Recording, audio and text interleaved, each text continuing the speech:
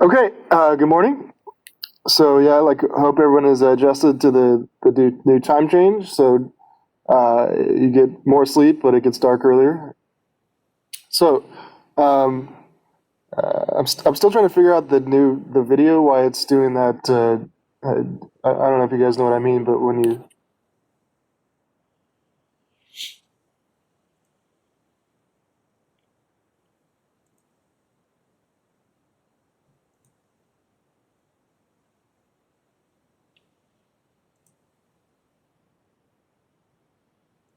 see how the last video had that like border and the as like the icon. I'm trying to figure. I've talked with tech support, and I thought I figured it out, but I guess I haven't. So I'll try to figure that out soon. But I'm not sure why it's doing that.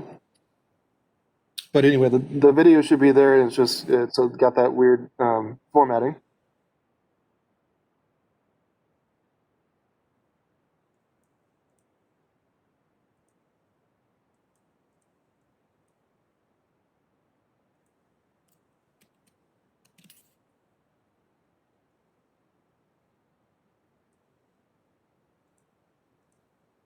Okay, so I'm gonna assign midterm two today, and we're going to do a review or a practice exam for midterm two. And then after we're done with that, I will post midterm two, and midterm two will be due in a week from today. So kind of same deal as midterm one, but now we've got some questions based on the second third of the class. So some questions based on these assignments. Okay, so let's go ahead and look at go to Blackboard.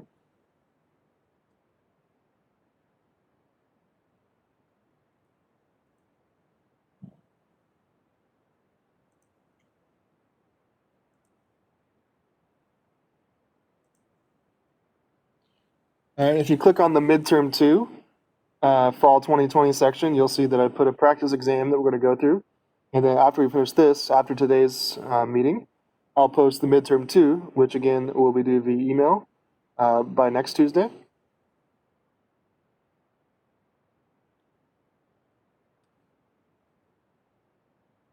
Okay, so let's open this up.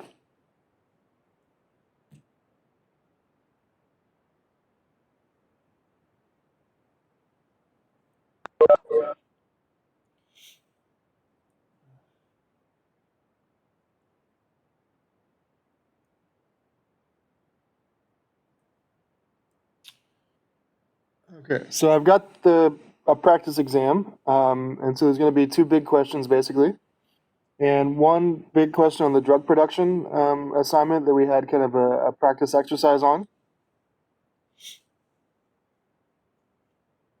And then another big question on the one we just did, which is example 14.1, I think that was.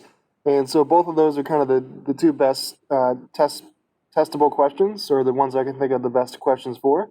And so we'll go through some practice examples, and then I'll post your midterm, which will be similar to this, but it'll have different numbers. All right, so I think the best thing to do is, since this is what we had planned for today, is I'll go ahead and just kind of solve it. We'll solve it together. So the answers are posted, but let me just erase the answers, and then we'll go through these.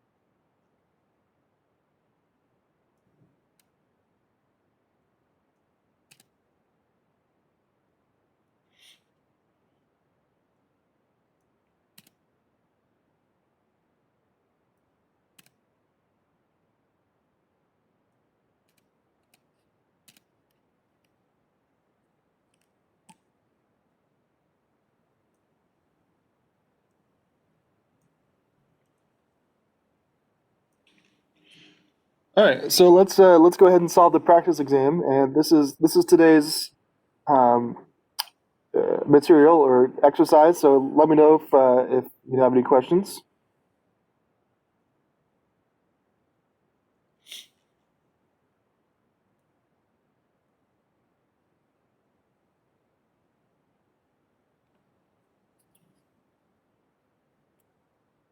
Okay, so the first question on the practice midterm and on your midterm, you're going to do later.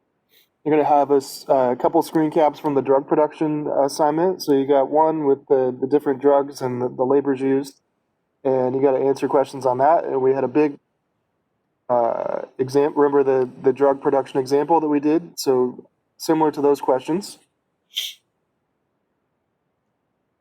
And then you'll have a screen cap of the sensitivity report, and then you can answer some questions on the shadow price. Okay, so let's go through this one.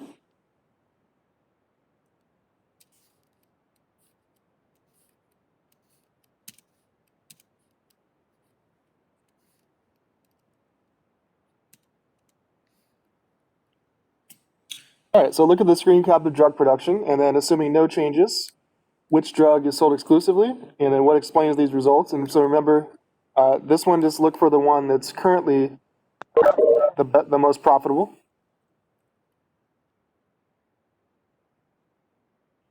Okay, so look at units sold, no drug C's, no drug B's, 5,000 drug A's. So clearly, the only drug being sold now is drug A.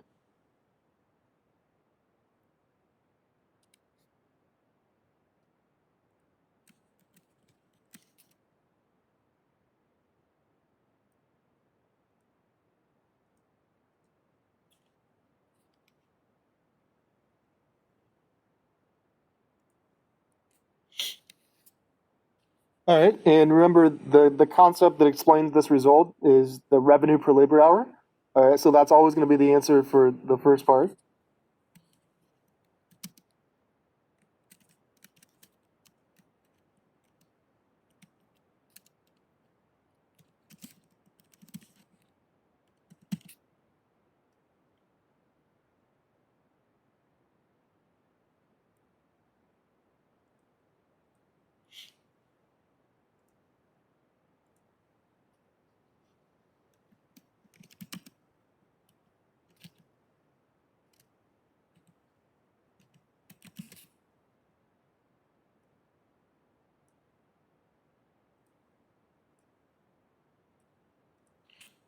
Okay, so before we move on to the next part, let's calculate the actual revenue per labor hour for drug A, and then that'll be the comparison in which we have to answer the other questions for. So remember this. Let's just write the definition of revenue per labor hour, and then we'll calculate it for drug A to see what the benchmark is.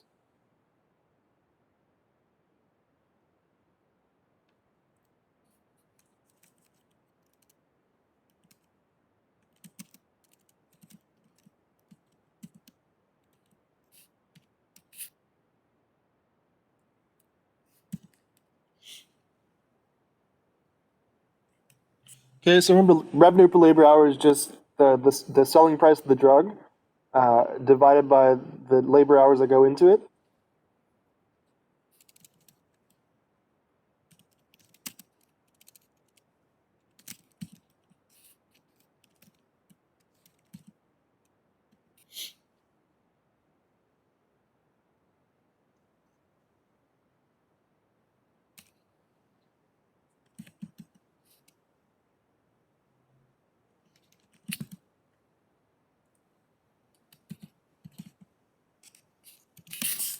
So I'll call it total labor hours required because we got to add them up.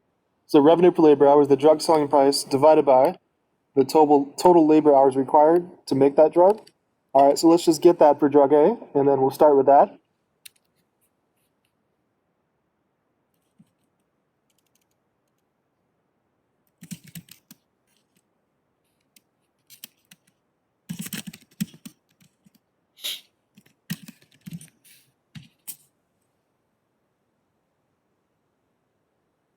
All right, so drug A is being sold at $200.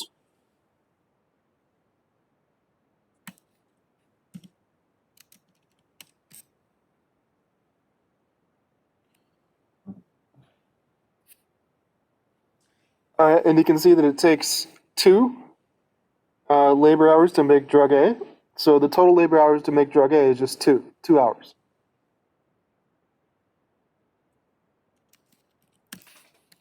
All right, and that's going to give us 200 divided by 2, which is exactly $100 per hour in revenue return for labor hours. So the revenue per labor hour that we need to benchmark against is $100 per hour.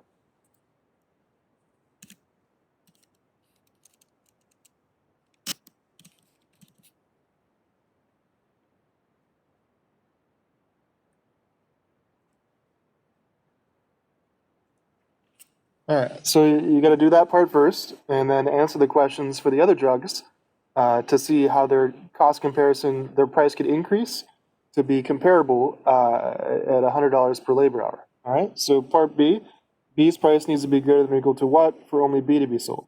All right, so let's see what drug B's current revenue per labor hour is, and then figure out what it has to rise to, the price has to rise to make it comparable with drug A.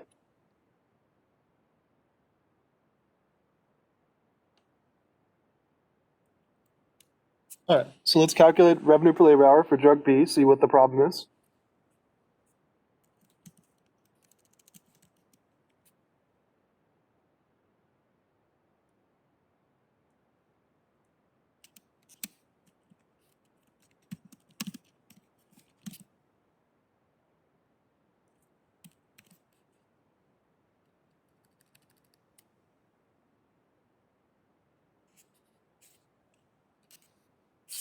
Okay, revenue per labor hour is, let's see how much drug B is being sold for. $500.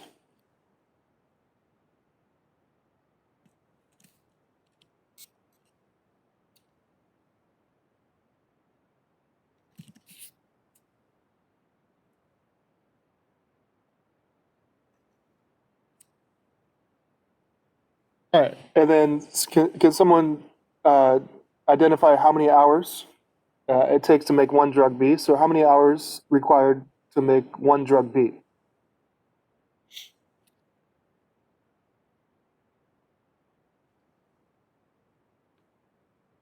Yeah, exactly, 6.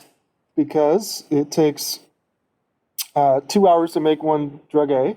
You need one drug A, and then 4 more hours to make it drug B. So one drug A is 2 hours, and then 2 plus 4 is 6.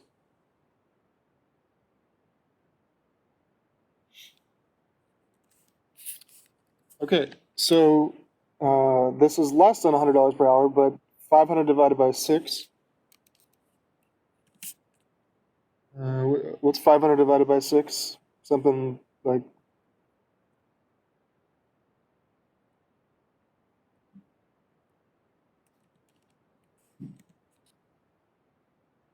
it's like $83.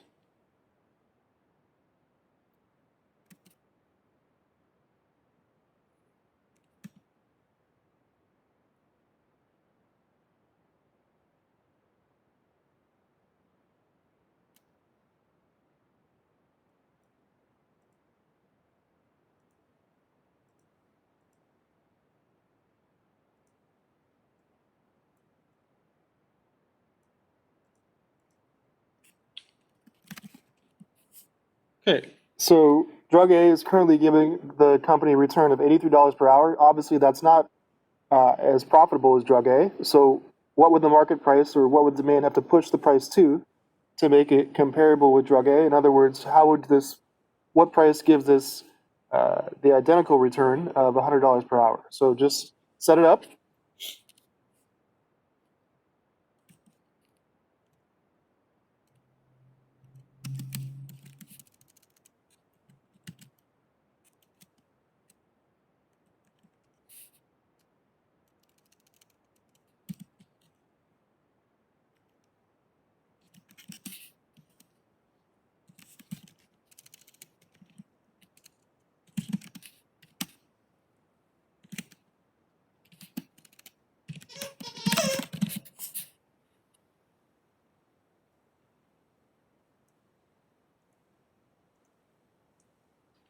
All right. So the question is, what does that price have to be divided by 6 to be equal to 100. All right, so you're just trying to find what price would give us exactly the same return of $100 per hour. All right, and so what would the drug B price have to be comparable with A and give us $100 per hour?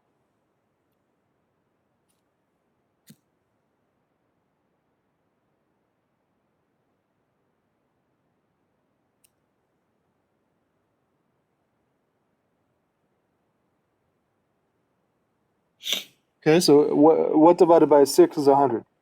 Yeah, 600, exactly. Yeah, so the drug B price have to be greater than or equal to 600.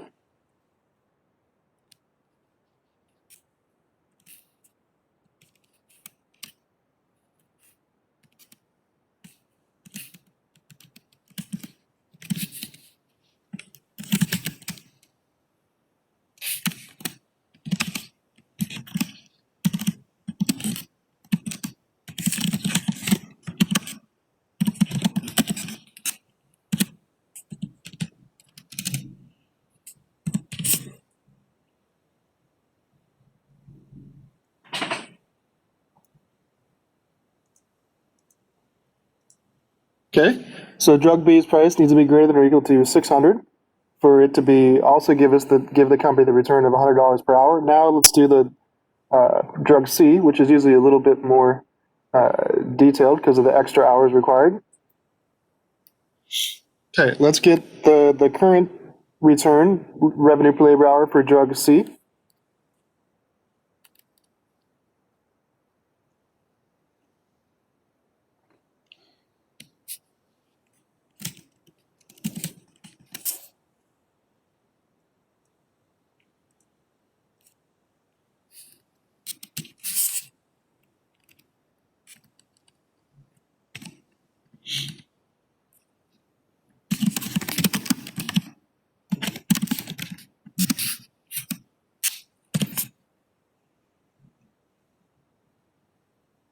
Okay, drug C is being sold at 2,000.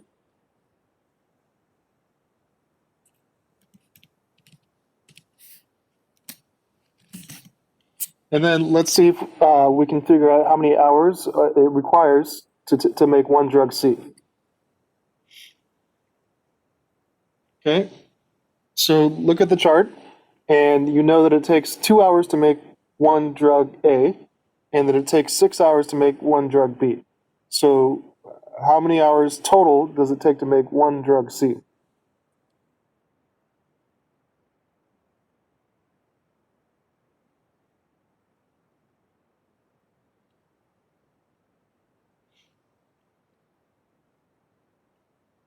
Yeah, 24. So it takes a whole day to make this drug, right? So you see that if you do the long version, like I did on our practice exams, it comes out to 24. So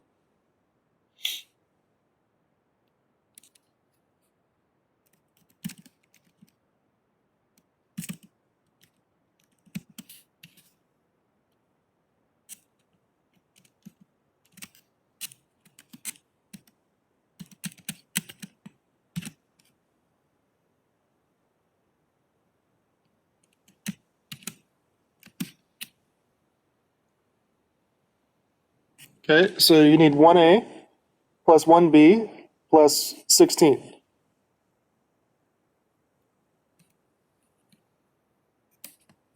All right, and so we know that for drug A, it takes 2 hours. For drug B, it takes 6 hours, and then plus 16 is the 24.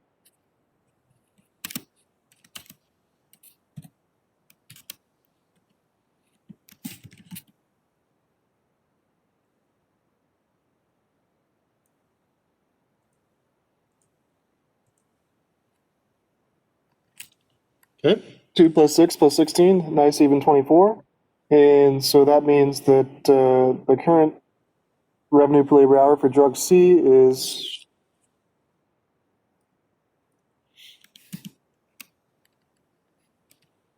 2,000 divided by 24.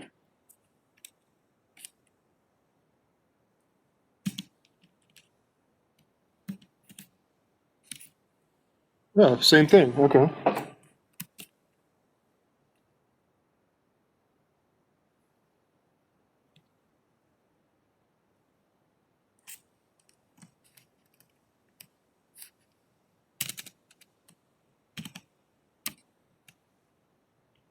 Okay, so $83 per hour is not going to be comparable to drug A.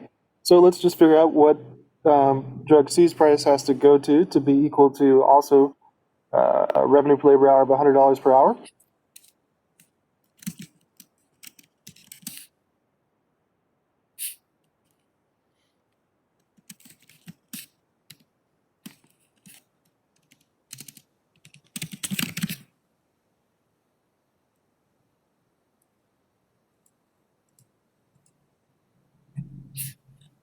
Okay, so what does drug C's price have to be to give us exactly $100 per hour?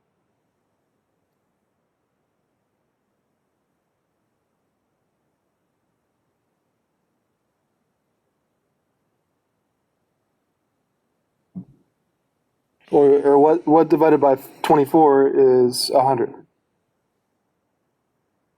Yeah, that's exactly right. 2,400. Okay, so 2,400 divided by 24 gives us the same return we're trying to find.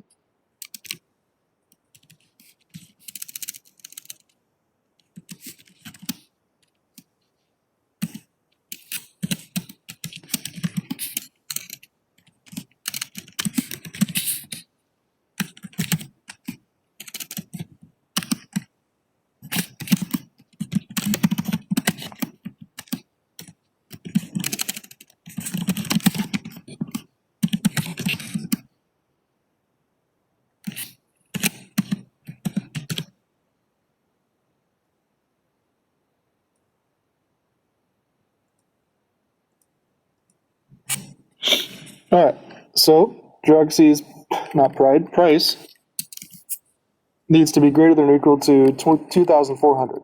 All right, so what we've decided for parts A, B, and C is that if drug A is priced at 200,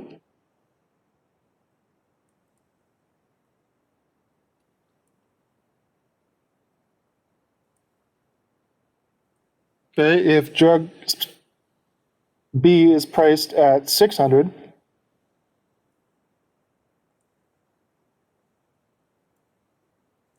and if drug C is priced at 2,400, that all those give us the same exact return for this company of $100 per hour. So any of those scenarios would be the ideal for to get $100 per hour, and then any price that goes above that would then be the most profitable. So we're trying to figure out why drug A was the highest return, and then what would have to change in the market value of the other two for them to be comparable to this company, because the only input to this production process is labor, and therefore the number of labor hours that go into it are what we're interested in comparing here. All right, so there's a few more parts of this question, but make sure that you know how to do this type of question. So we did a bunch of examples, and so if you still need more practice on this type, then make sure you revisit this one.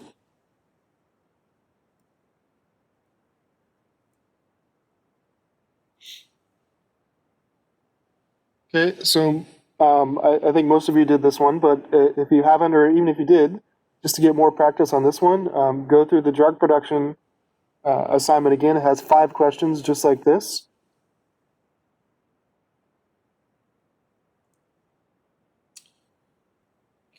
Okay, and the drug production assignment that was assigned, I have my solutions there that we solved some of those in class, but so make sure you understand how to get those answers, and that should give you enough practice for this part of the question.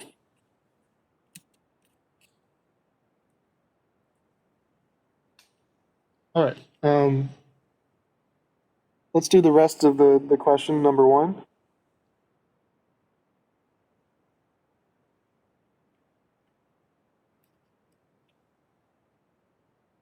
All right. Given the current parameters, calculate the objective. All right. So Okay, so assuming that we're only selling right now drug A at $200, all right, the objective is just how many units we sell times the price of that good. So it's going to be basically.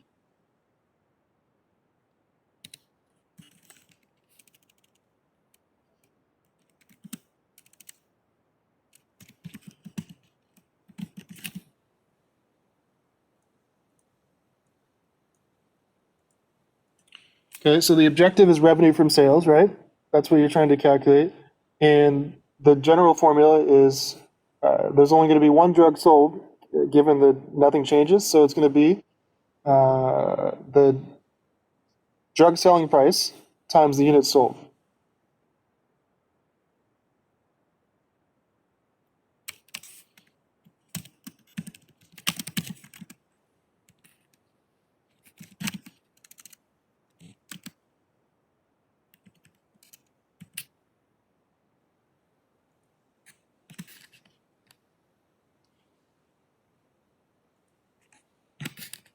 Jesus.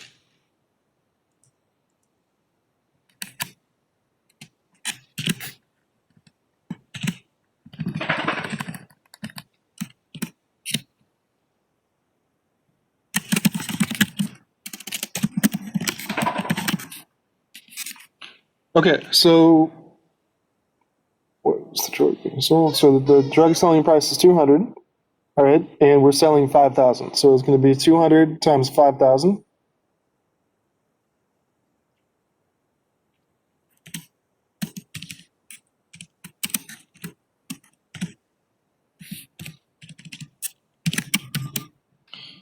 All right, and that's going to give us to 100,000.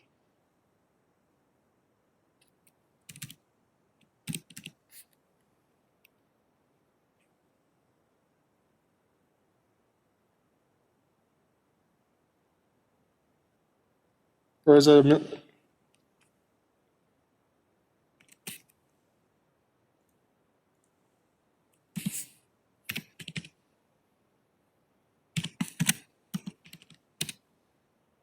that's going to give us, yeah, I'm sorry. That one more zero should go in there. So a million. Yeah.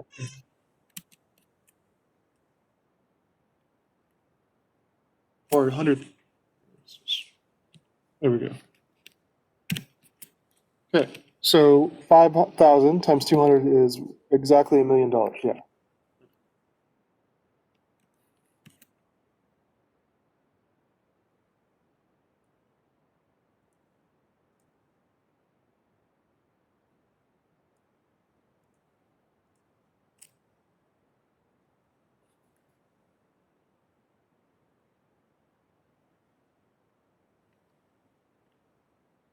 All right. Party, let's list the constraints and then let's identify is the labor hour constraint binding or non-binding. If there's any slack, let's calculate that. So there's a few constraints, and they're going to be the same for this type of question.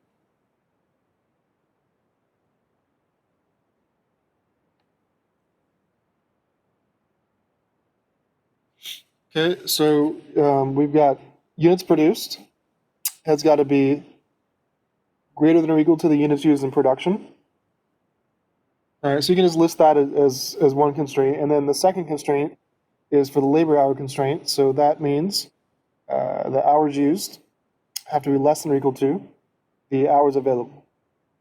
So two major constraints.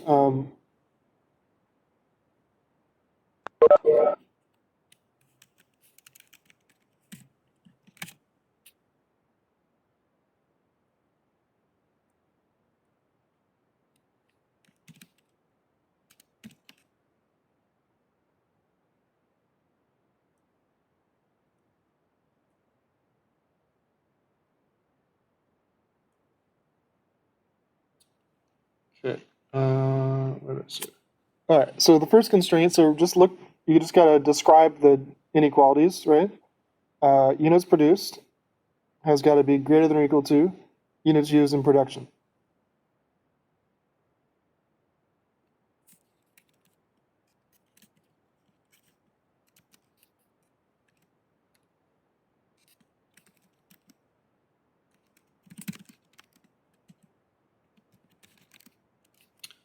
Okay, and technically there's a constraint for each drug, but we can just simplify it, and I'll say this is for drug A, B, and C at the same time.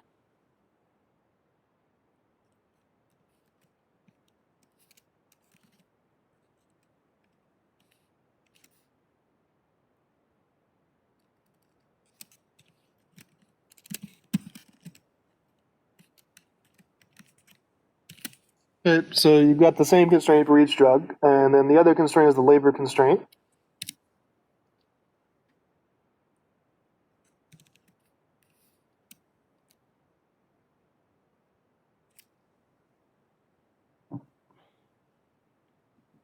Okay, hours used has got to be equal to hours available, or less than or equal to. Sorry.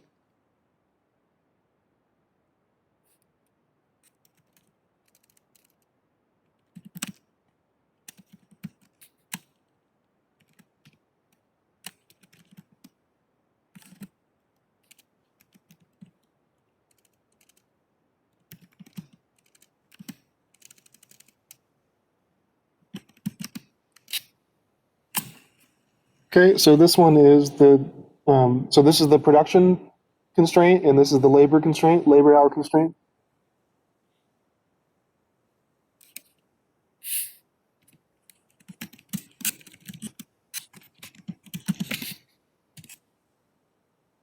Okay, and then the question is the second part of the question.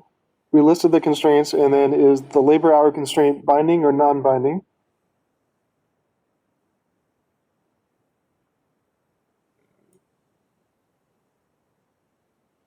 Okay, so you can see that we had 10,000 to use. We used all 10,000, and so therefore it's binding because we used everything that was allowed. So it's binding, and there's nothing left, so there's no slack. So if this is equal to this, if we use all the constraint, then it's binding, and then slack is the difference between what we were allowed, what we used, and since we used it all, there's nothing left. So binding and no slack.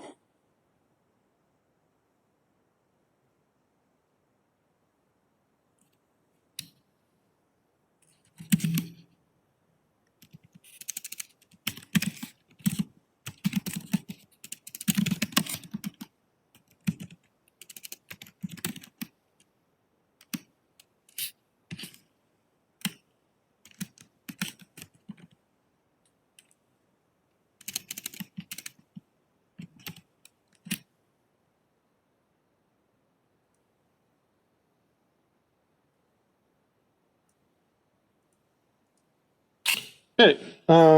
Last part for number one is part F. So F. All right. We're doing this. Interpret the shadow price for the labor hour constraint in range B23 to D23. So you only got one to interpret, which is this one. So you can see the shadow price is 100 for that constraint. Right. These numbers should confirm or be exact to what you see here. So 10,000, 10,000. And there's that shadow price. So the shadow price for the labor hour constraint is 100.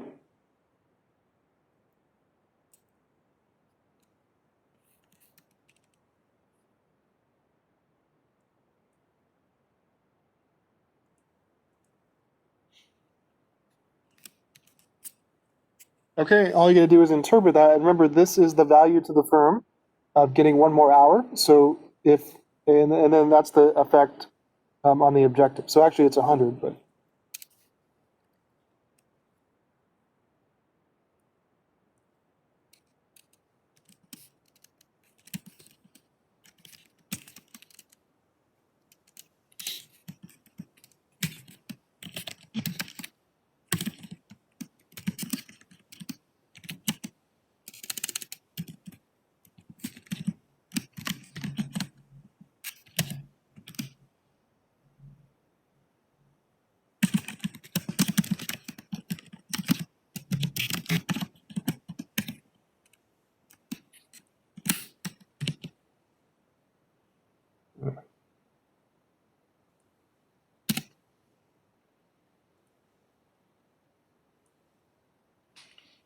Okay, so that's the value of the hour. So if this drug company gets one more labor hour and uses it, revenue from sales will increase by the shadow price, which is $100.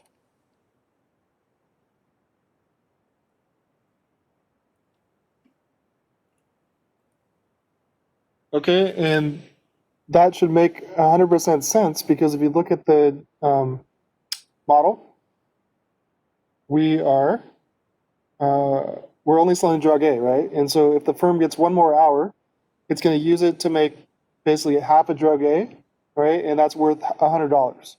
Okay, so every time it gets 2 more hours, it's going to use it to make one more drug A because these ones aren't worth the extra revenue because they don't give a high return. So you should exactly see the relation or the value of the shadow price here because basically what we're saying is 2 labor hours are equal to $200, which should be 100% clear because that's the value of selling drug A, right?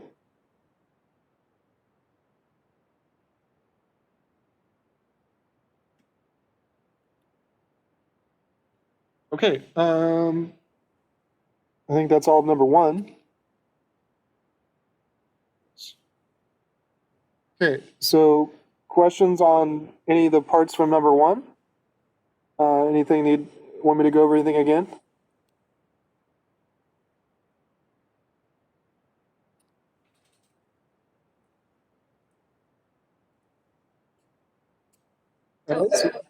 Question? Yeah. How come we don't know the constraints like binding or slack for units produced again? Oh, because so that's a good question because so I didn't ask that one. I mean, that one's not the same type of question. That's why I didn't ask it. And that's because if the constraint is linked to the decision variable, like it is here with it's not going to have the same interpretation because these are determined by solver. And so just know that like you need to have those constraints to solve the model, but the interpretation of like the shadow prices and the slack and the binding for something linked to the decision variable isn't going to have like a direct interpretation. So don't worry about interpreting those. Just know that you need to identify those constraints to solve the model. Okay, thank you. You're welcome. Okay, and you can see that like if you looked at the shadow prices for those, it's like 0, -100, and -400. That doesn't have the same interpretation as like the value to the firm. And so those are required, but you wouldn't interpret those like the other ones because they're associated with one or more of the decision variables. Okay, so for this question, just interpret or list the constraints, but only interpret the binding, non-binding, and the shadow price for the labor hour constraint. All right. Any more questions on any of the parts of number 1?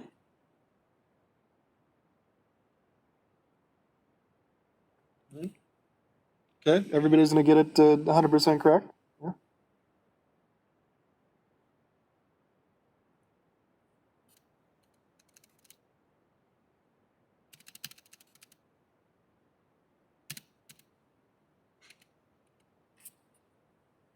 Okay.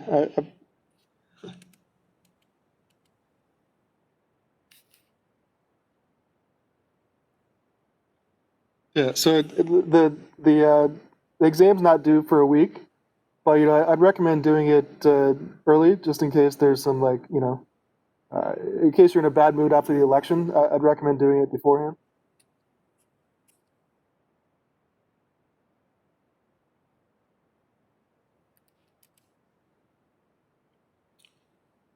Okay, number 2 is we got one on the exponential growth one. So we did this one last week sometime. I think it was last Tuesday or something, if I can remember. So this is a good question. So the second long question. So basically, there's 2 long questions, parts A through F for both. So that was half the exam. This is the other half.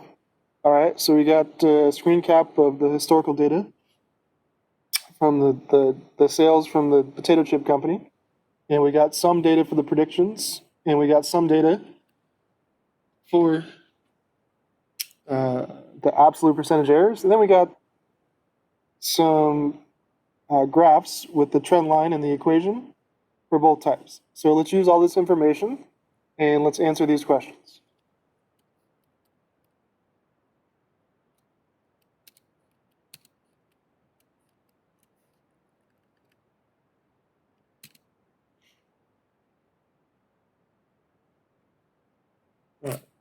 Part A. Refer to the screen caps of the exponential growth model and using the linear model, let's calculate the APE for year 10. All right, so make sure you just use the general formula and calculate it. So the AP formula is given if you need it. Right there, it's just the absolute value of actual minus predicted divided by actual.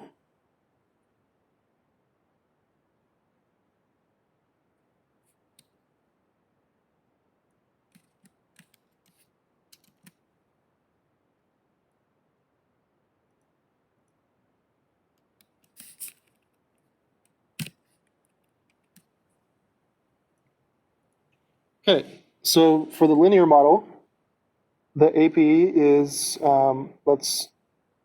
there an absolute? Yeah, there we go. Okay, absolute value of actual sales.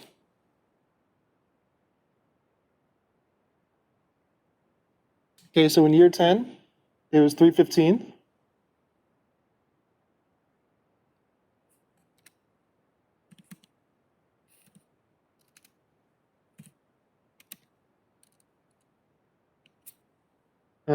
Minus what the prediction was for the linear for year 10, which was 291.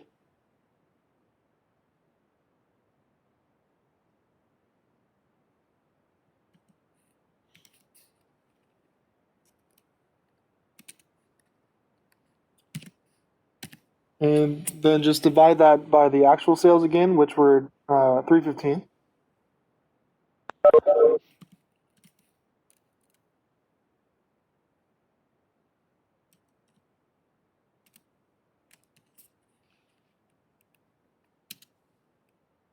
Okay, so there's the numbers, and let's just calculate this, and then we'll multiply it. We'll get it in decimal terms, and then you can just multiply by 100 to get it in percents. But 315 minus 291 divided by 315 is.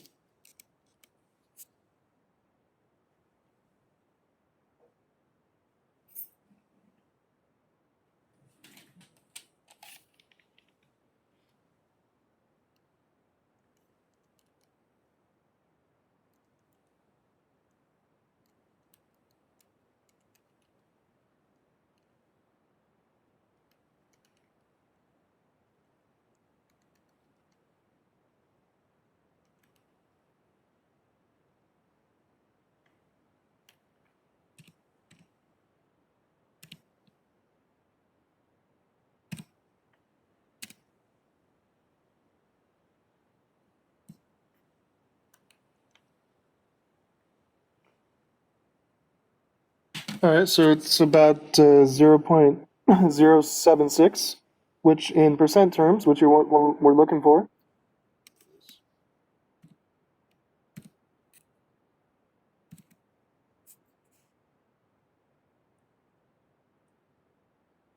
Okay, so that's approximately 7.6%.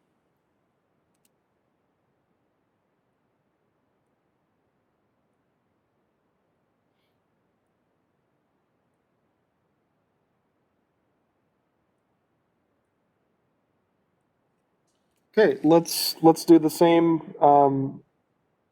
Let's do the next question, which is for the exponential. So using the exponential model, calculate the APE for year 10. So same thing, except let's see how well the APE was predicted for the exponential model in year 10. So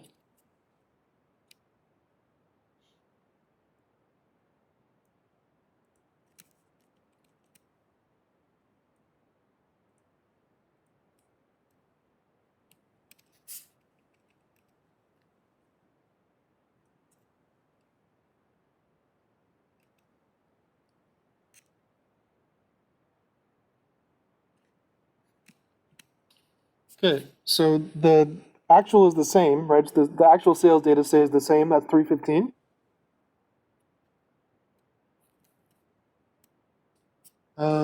The year 10 prediction for the exponential was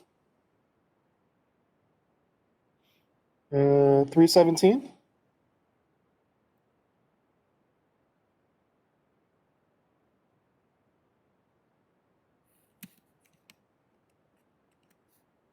Okay, and then just divide that by the actual again, which is 315.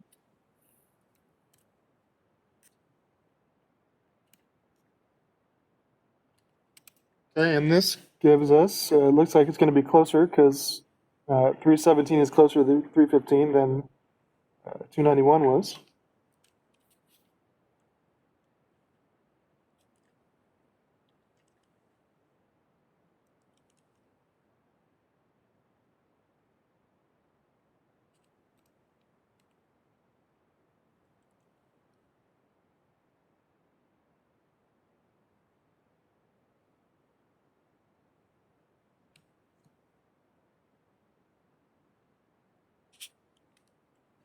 All right, looks like that gives us about 0.006, which is about 0.6%.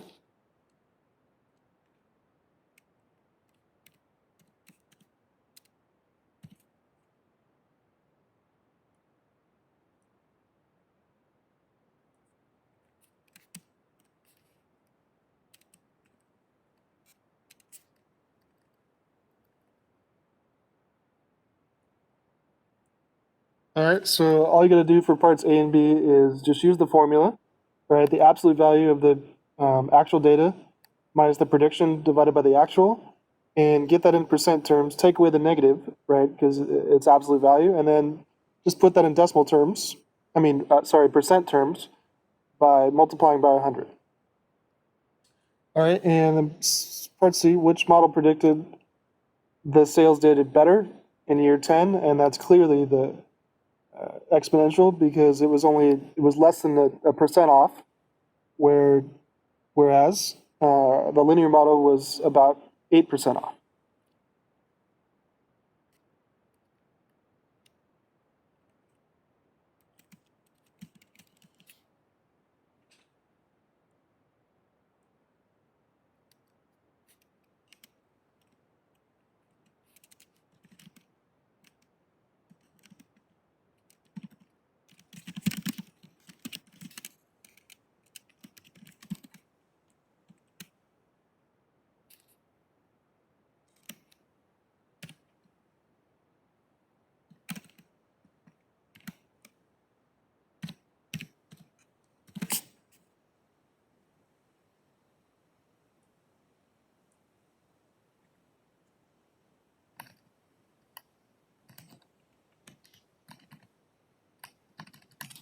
Okay, part D is to calculate.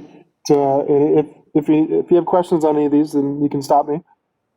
Part D, calculate predicted sales for year 12 using the linear trend line parameters. So start with the equation that's going to be given in the trend line figure. There it is. Y equals 23.28x plus 58.02.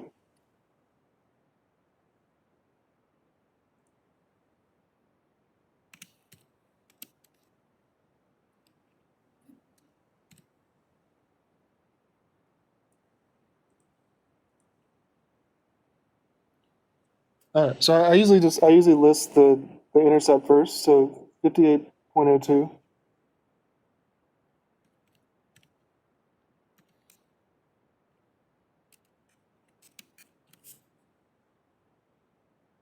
plus 23.28 times x.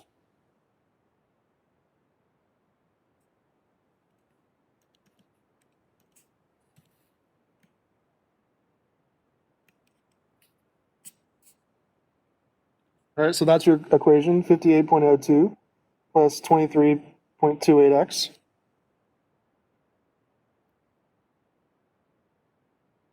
Okay, now let's just get what the question asks, and let's get the prediction for year 12, using, this is the linear trendline parameters, right?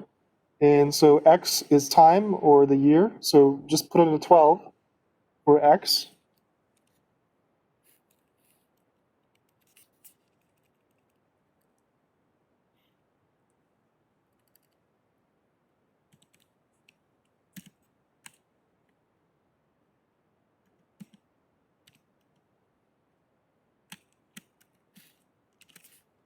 Okay, so y12 for linear is 58.02 plus 23.28 times 12. And let's just calculate that.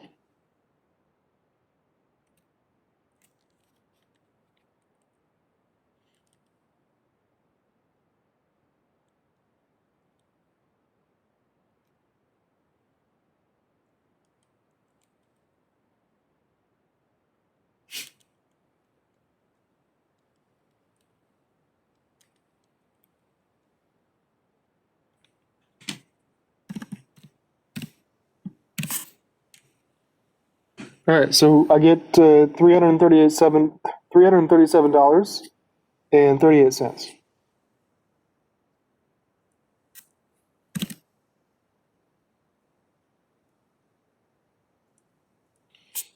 Okay, and it's always a good idea just to double check and see if that looks right. So $337 or 340 for year 12. That looks about right. So if you get some number that doesn't appear to be on the line, then you most likely made a calculation error. So just go look at where the line lines up, and so that looks about right. And so we'll go with that.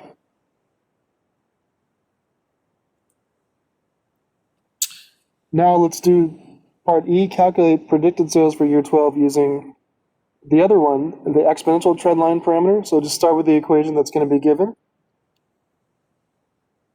which is right there. Y equals 86.43 times E raised to 0.13 times X.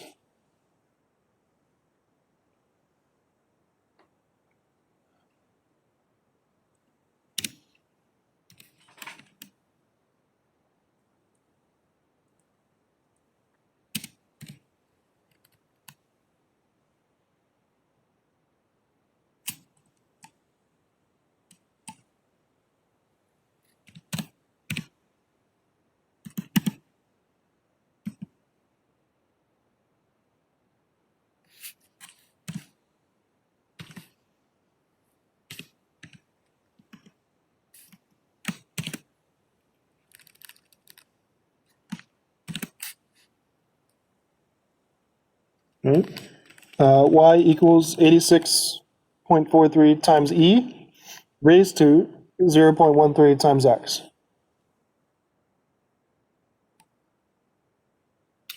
Now, to get the prediction for year 12, just plug in X for year 12, which is 12.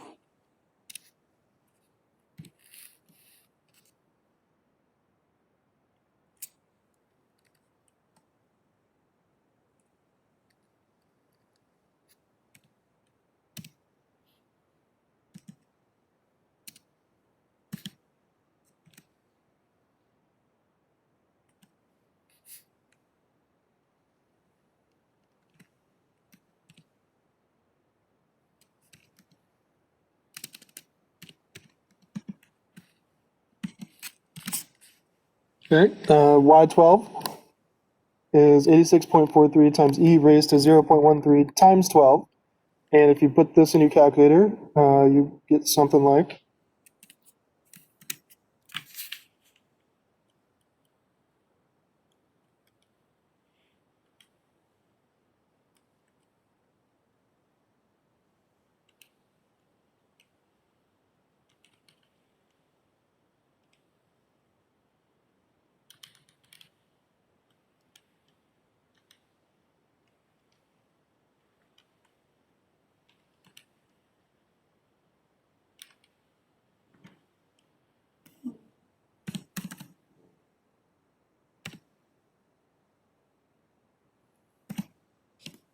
okay, I get something like $411.30.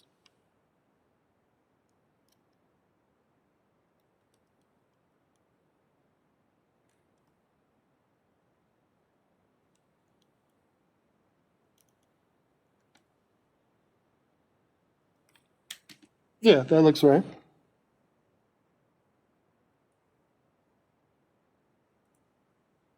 Okay, let's go look at the line and make sure that's satisfiable. All right, so year 12 would have been about here, and that looks right. Yeah, that looks like that's on the line, so we can go with that. And then finally, what does the slope of the linear curve imply exactly? So this one we've done a number of times in like the golf club example one.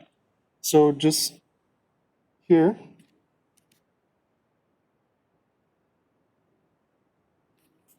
okay, the slope of the linear curve is 23.28, right?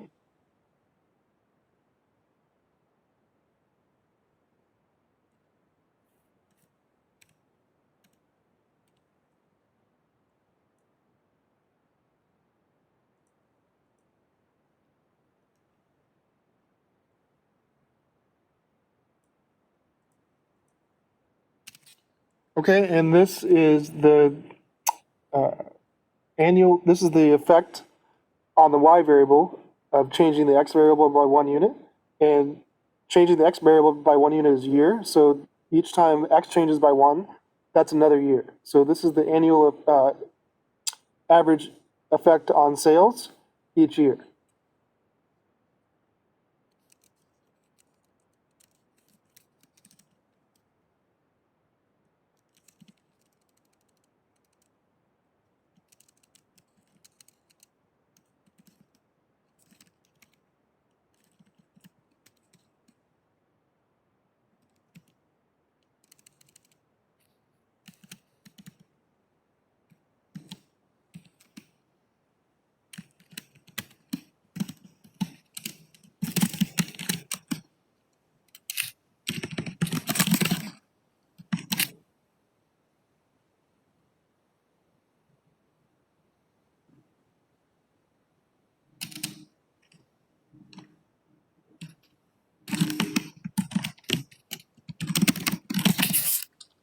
Okay, that's essentially what it means. Is each year sales have increased by the slope coefficient, which is $23.28 on average, and that's what we've seen over the 10-year sample of data.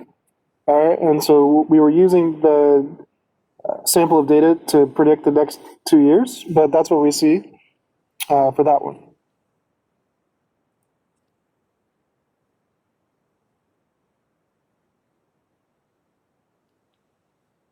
Okay, so see how each of these ticks up is $23.28. Right, so that's what the line says. Questions on this one? Or anything on part two or question two?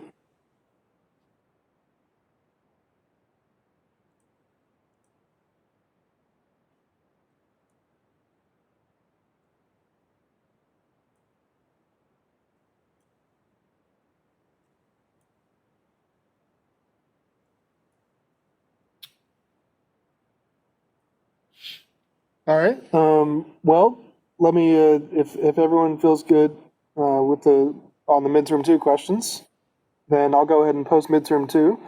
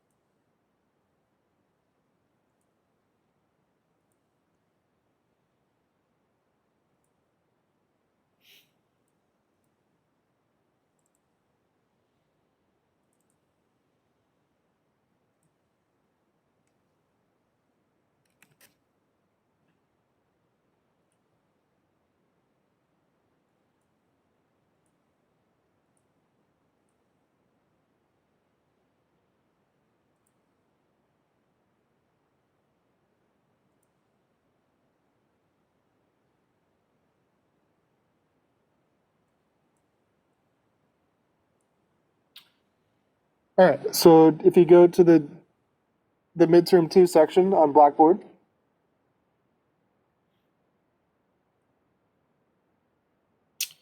Okay, right here, this is the practice exam with the solutions we just went through, so you can look at that for reference.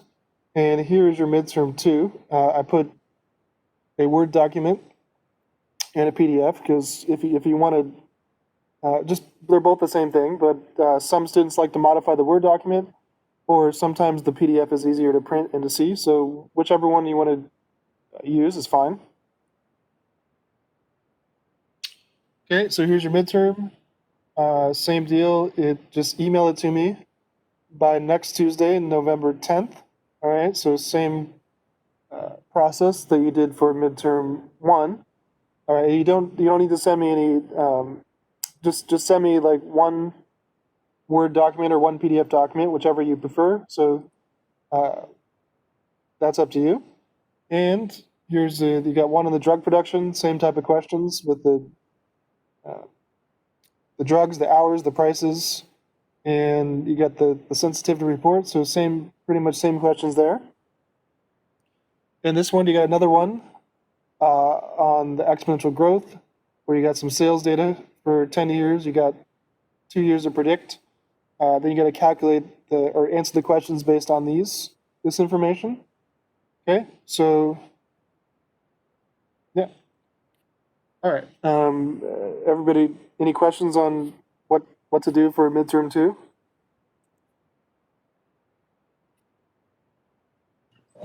No questions. It's just that's the only questions that like the review that we have.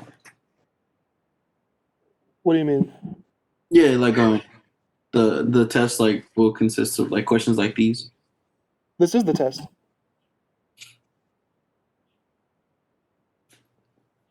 Right? Oh, you opened it. Okay. Okay. Yeah. This the one I'm showing you is this is the exam. Yeah. Oh, So, okay. yeah. So this is the one. Right. The one I opened is yeah. I was just running through it, but yeah, this is the one I opened. This is the exam. All right. Okay. So make sure let me look at the syllabus. So we're almost to 2/3 of the way done.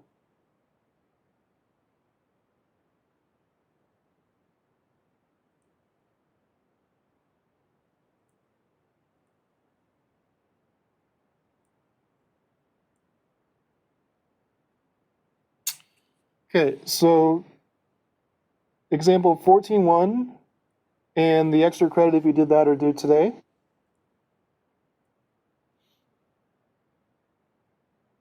Okay, so from last week, due today are example 14.1 and the extra credit time series. So make sure you get those in before those are due today, if you haven't done so already. And then midterm 2 is due a week from Tuesday, and I usually don't have on exam week. I usually don't have a new exercise on Thursday, and so Thursday I will be here, but it'll be office hours only. So typically after the exam is, or once the exam is assigned, I don't want to do new material till after that, and so Thursday the WebEx will be office hours only.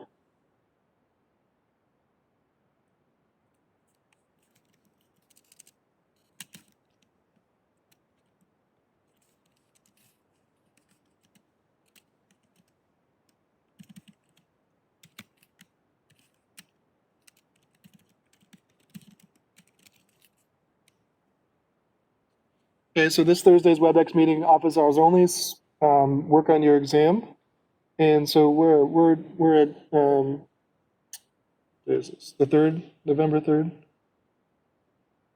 Yeah, so Thursday, November 5th, I still will have the same WebEx time and meeting, and I'll be signed in. So if you have questions or need help on any past exercises or anything like that, then please come on Thursday, and I'll be there for office hours. But if you've done all the assignments and you're done with the exam, then you don't have to come. Okay, so that's it for today, and make sure you get your assignments in today. Office hours Thursday, and exams due in a week. So everyone have a good week, and thank you for joining.